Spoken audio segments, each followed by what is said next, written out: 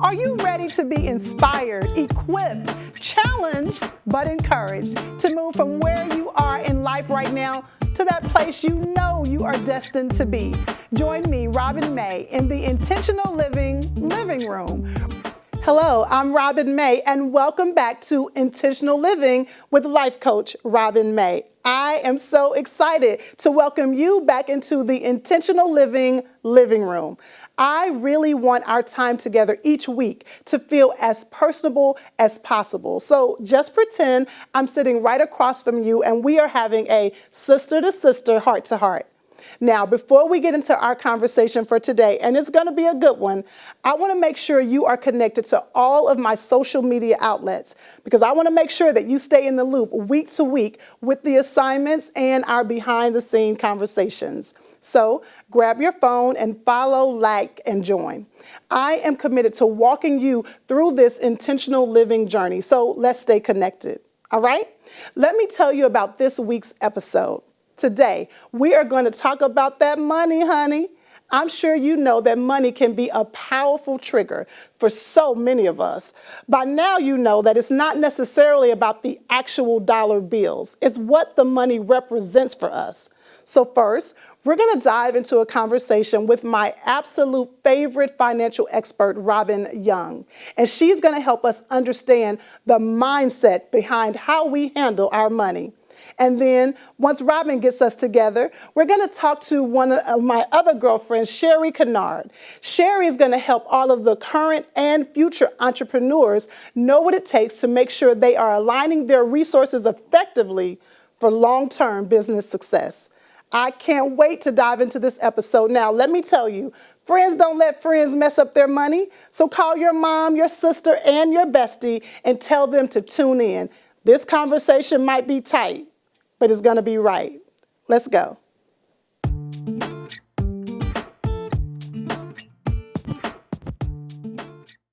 I hope you are ready for this interview. Robin Young is one of my favorite financial experts. She is the CEO of Behaving Wealthy, and she has been in business for herself for 7 years. I think you're going to learn a lot, and I cannot wait to dive in.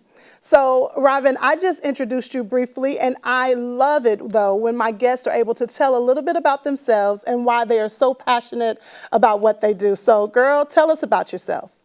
Oh, absolutely. So before I started my firm, Behaving Wealthy, I worked at one of the big firms, and I'm a vice president for them, and I managed about $1 billion. Yes, with a B. A billion with the B? Yes, a billion with a Okay. B. I managed about 500, the portfolios of about 500 people. And what I learned was really interesting that wealthy people do things differently than people who are just income earners. Wow. I wonder if the income earners, if they knew what the wealthy people did, would they then start to turn their income into wealth? Hence, Behaving Wealthy was born. Robin, I like that alone is a session that our girlfriends who are watching this conversation could have a whole session just on that. So I want to dive right into it. One of the things that you have helped me understand and the women who I am connected to is that when it comes to money, particularly for women, our worthiness or how we feel about ourselves is often tied into what is happening with our money. Can you break down how the two correlate? I am happy to. Well, the first thing you should know is that we are all on a journey of worth and wealth. So if you have a wealth problem, then you probably have a worth problem. And if you have a worth problem, you definitely have a wealth problem. So Yeah. what does that really mean? That means that ultimately every step you take, any forward progress you have needs to be part wealth, part worth. Because have you ever taken steps forward and then all of a sudden you look back and you've taken steps backward? You're like, Girl, yeah. and that's because either one of those is missing. But let me really get deeply into what happens. So worth is really about like our feelings of worthiness is how much do we value ourselves and how much do we think other people value us? And guess what? Income is an exchange of value. Wait. Let me stop you right there. That's pretty significant. You said income is an exchange of value, correct? Okay, break that down a little bit more for us.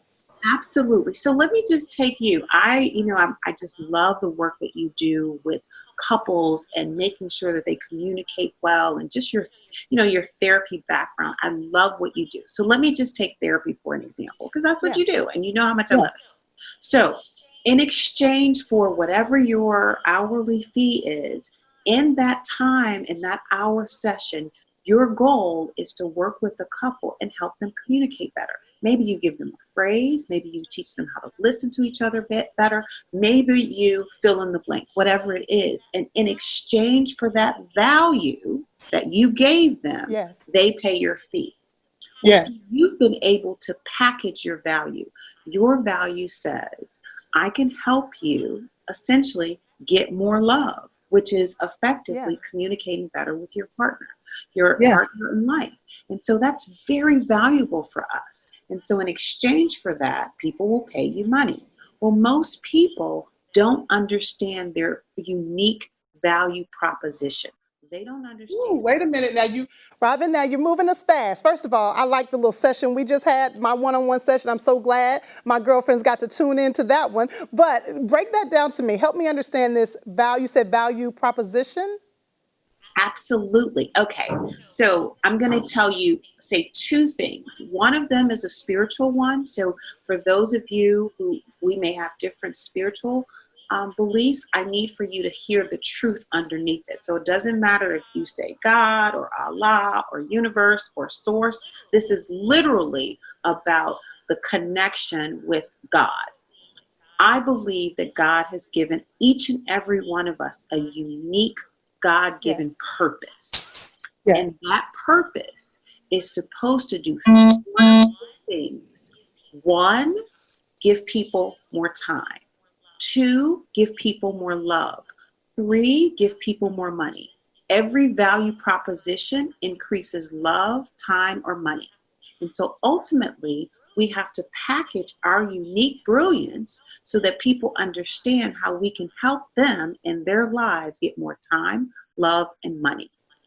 Okay, so so Robin, this is so good. And ladies, I want you to know as you're tuning into this conversation, we have to continue this conversation behind the scenes because let me tell you, Robin has helped me to shape and shift my mindset when it comes to money. And I hope just what you've heard so far is blowing your mind. So Robin, we only have a few more minutes. So I want to ask you really quickly, what would you say to the girlfriend who is looking at us and listening to this conversation and she's saying, listen, I hear what you're saying, but I'm trying to make my ends meet. What is the one thing she needs to know today to begin to transform how she relates to her money? Well, let me break down the behaving wealthy method. And this method can be applied to any situation, okay? But I'm going to give it to you from a general perspective because I want each of your listeners to hear what she can do, what he can do today within the Okay. next 24 hours. So ultimately, any problem that you have, the first thing you have to do is understand what is your goal. Where do you want to be? So you say you're stuck, but where do you what does unstuck look like? Where Okay. do you define it? Be very clear about it. That's number one. Number two is where are you now? And that's the hard part for people because people don't really want to look at. We don't want to say where we really are, but you must. So you must know where you're going, what that is, what that looks like, where you currently are, and understand the difference. The third step is to take baby steps to close it. So I don't care if you're in debt or if you have a lot of cash. I don't care if you want more clients or you want a better relationship with your husband.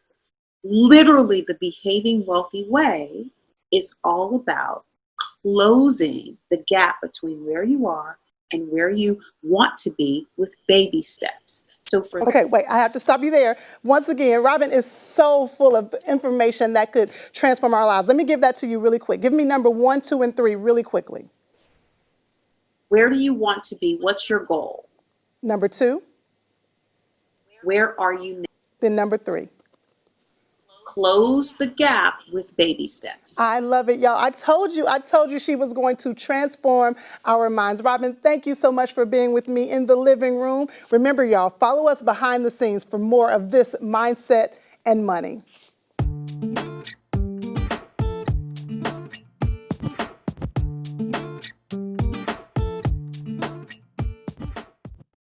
Hey girlfriends, it is time for my ICM. Do you remember from last week what that stands for? It is my intentional coaching moment. It is during this time I can talk directly to you. So are you ready? Let's go. I so enjoyed my conversation with my girlfriend, Robin. One of the reasons she and I have so much synergy is because we are both passionate about women understanding the why behind the what. We must understand why we do what we do. That is so important in every area of life, but especially when it comes to our money and our relationship with our money. And yes, ma'am, in case you didn't know it, you do have a relationship with money. For some, there is an obsession with money. For others, it's a love-hate relationship. But my goal, and what I want your goal to be as well, is for each of us to have a healthy relationship with money.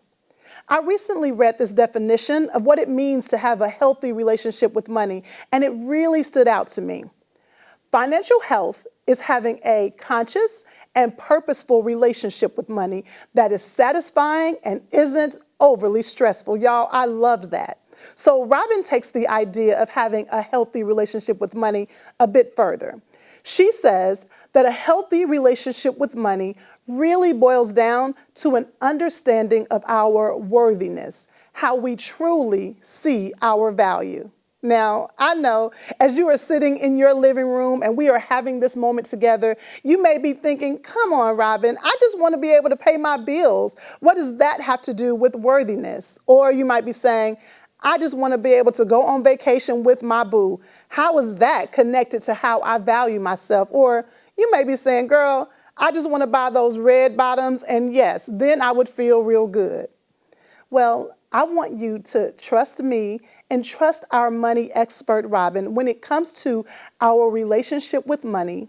Whether we have a positive one or a negative one, it can definitely be traced back to who and what we value. But here is what I want us to really take from this moment.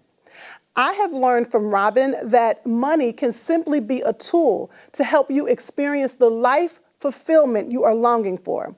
Robin teaches that women should explore satisfaction in 7 areas of their life in order to experience the freedom they really want. And that's what we want. We want freedom. Robin has taken hundreds of women through a freedom exercise using freedom as an acronym. And she has allowed me to share this exercise with you. Now, let me warn you. This exercise can be quite surprising and very eye-opening. Are you ready? Here's your coaching moment. I want you to grab a pen and a journal. I don't want you to type this. Researchers have found that writing helps you process more effectively. So grab your pen and journal and listen as I share the 7 areas of life satisfaction that Robin believes we should all pursue. As I share each one, I want you to write down your highest vision for each of those areas. So what do I mean by highest vision? That simply means what would make you feel really good in that particular area, okay? So here goes. The F represents fitness. What would need to happen to make you feel really good about your physical health?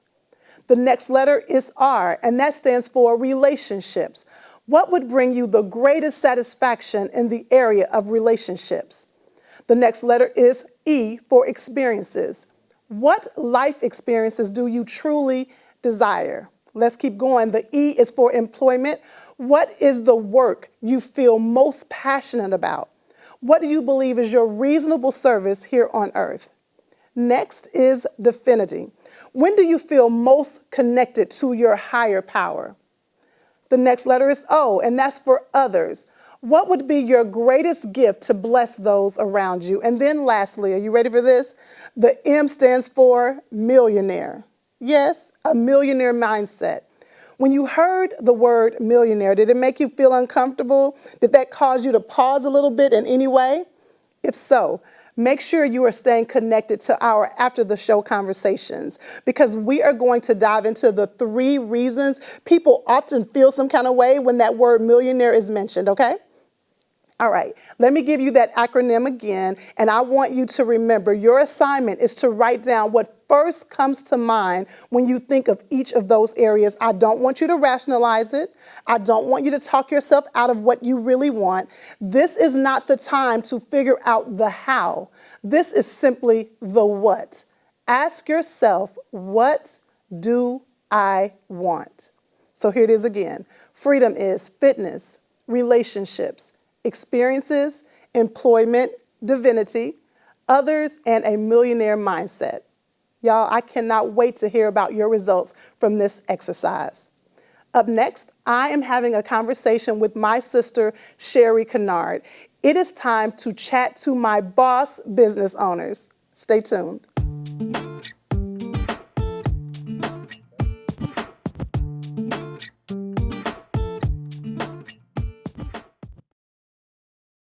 Hi, I am so excited about this particular conversation, and I think I might be excited because this young lady is a member of my beautiful sorority, Alpha Kappa Alpha Sorority Incorporated. Sherry Kennard is the Senior Vice President of Renaissance Bank, and she is the Director of the SBA Business Development. Listen, we are going to talk to our current and future entrepreneurs. You are going to love this conversation.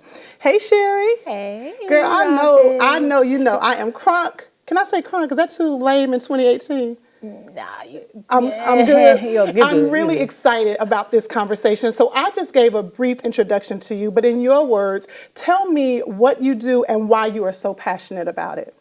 Well, usually when I do a career day, I tell the kids, I'm a shark. Oh. Yeah, you watch Shark Tank, I'm a shark, but I do it with someone else's money. Oh, I love that. So I work with small businesses, and I help small businesses start, grow, and thrive. And here in the Atlanta area, most recently with our bank merger, it's in 5 states. Wow, Yes. that is really, and I love that you are a shark with somebody else's money. So that's the best You get a way. business. You get a business. Okay, so take us on your journey. How did you figure out what your passion was and what this niche was going to be for you? Well, I didn't figure it out. I always say that God kind of placed me in positions, and He put me in situations where I knew I wanted to help people. I always loved politics and the civics piece behind it. Growing up, I wanted to own my own daycare. My dad worked for a small business all his life. My stepdad owned his own small business for 35 years. Yeah, so you were set up for this. It's almost like I was just put here. I understand it. I love it. I love the reward of it. It's something I would do. I don't feel that Sunday night drag when it's time to go to work on Monday.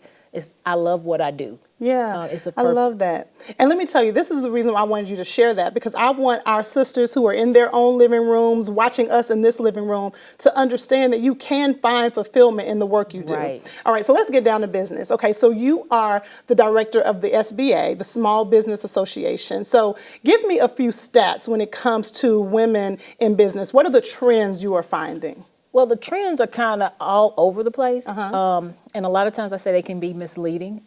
Personally, I found, and if you look at some of the stats from some of the reports, women own about 11 million businesses, but that only accounts for about 38% of all firms. Wow. 4% of revenue. Wait, stop right there.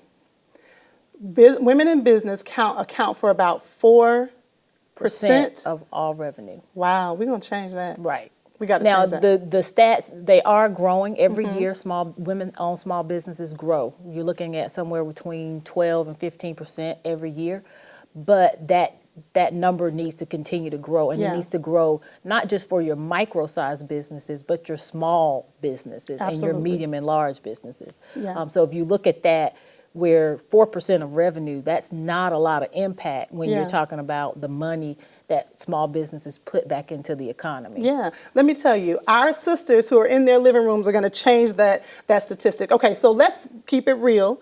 You know, on this show, we keep it real. Business ownership is amazing, but it is not for the faint at heart. So with your experiences with small businesses, male or female, what have you found to be the two biggest mistakes that business owners make when it comes to particularly their financing? Well, one, I tell people entrepreneurship is not for everyone. I don't have that in my heart. I don't have that. It's not on my spirit, but I love helping people become entrepreneurs.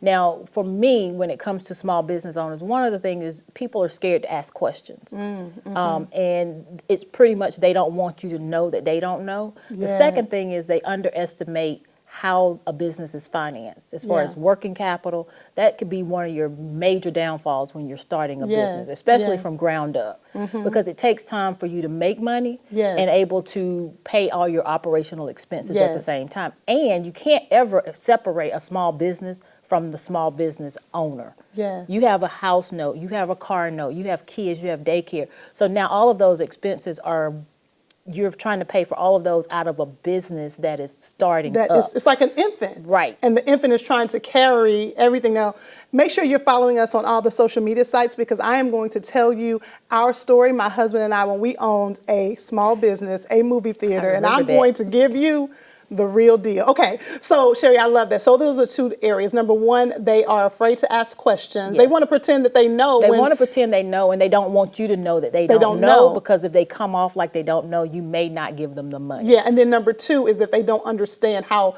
the extent of business financing. Right, they don't understand how heavy it is. If you just take a home and the expenses of a home, now you add the expenses of a business, payroll, rent, light, electricity, all that stuff, it kind of becomes heavy. Okay, so I have to ask you this next question. If you were talking to a business owner, we only have a couple of minutes. If you were talking to a business owner and she was coming in saying, listen, I want to get some money, give her a couple of things that she needs to come in prepared to ask you or prepared to know. Well, first she needs to know what we're going to ask for. One, we're going to ask for financials, and that means your financials. You're going to have to guarantee a loan if you're coming for SBA financing. So make sure your credit, your personal finances, all of that is together. Make sure you know your business, because a lot of things that I see is a lot of times people will spend money to help someone, have someone help them write a business plan, and they can't talk you through the business plan.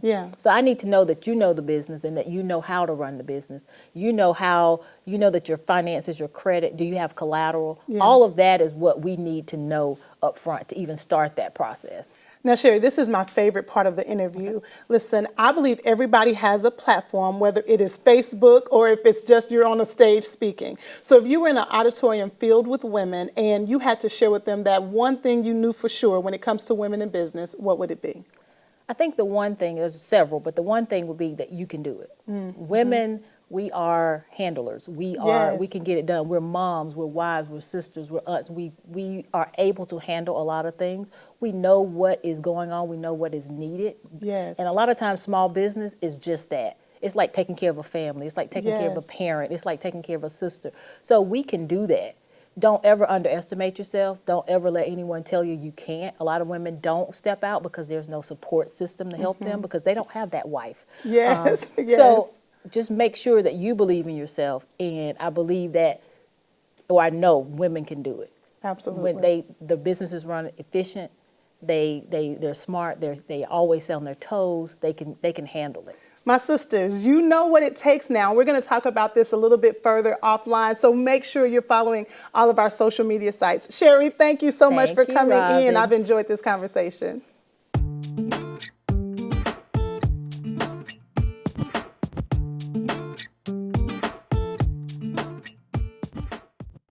Wow, that was another great interview. I loved how practical Sherry's wisdom was. And now if we want to be in business, we have our marching orders.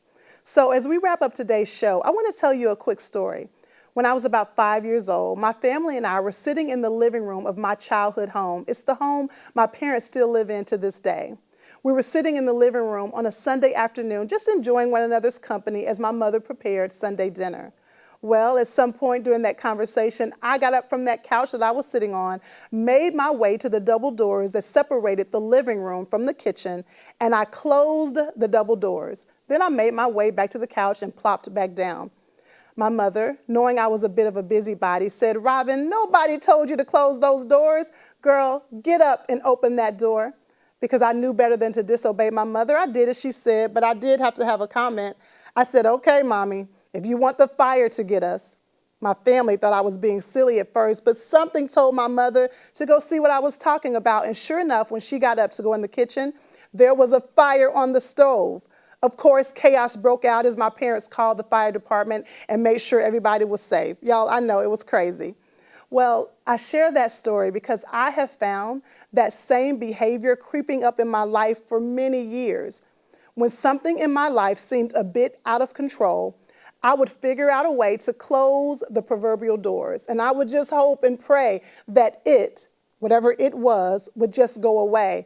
And why would I do that? Well, because I was often too afraid to deal with what was going on the other side of the door. You know, fear does that to us. It can cause us to become stagnant, stuck, and paralyzed. And often when it comes to our money, fear definitely finds a way to creep in, and that fear causes us to not deal with what we know we need to deal with, but not anymore. Not after these heart-to-heart conversations we've had. So here is your final assignment. I'm going to tell you, like my mother told me, girl, get up and open that door. And we are going to open the door by identifying our fears. I want you to take some time. You only need about 10 minutes. If there is any area in your financial management life that causes you any sense of fear, I want you to name what you are afraid of. Is it a fear of not having enough? Is it a fear of not being able to manage what you do have? Is it a fear of it being taken away? I want you to name the fear. Then once you've named the fear, I want you to craft one liberating statement that counteracts that fear. For example, I will trust my source and not be enslaved to the resource. Y'all, that's mine, but you can borrow it if you want to. The next time that fear shows up, I want you to speak that liberating statement out loud. We are going to fight that fear with faith. Well, that's it for this episode of Living Intentional with life coach Robin May. Until next time, remember, if you aren't living with intention, you are living passively. And when you live passively, life is happening to you. You aren't making life happen, and you are way too fly for that. I'll see you soon.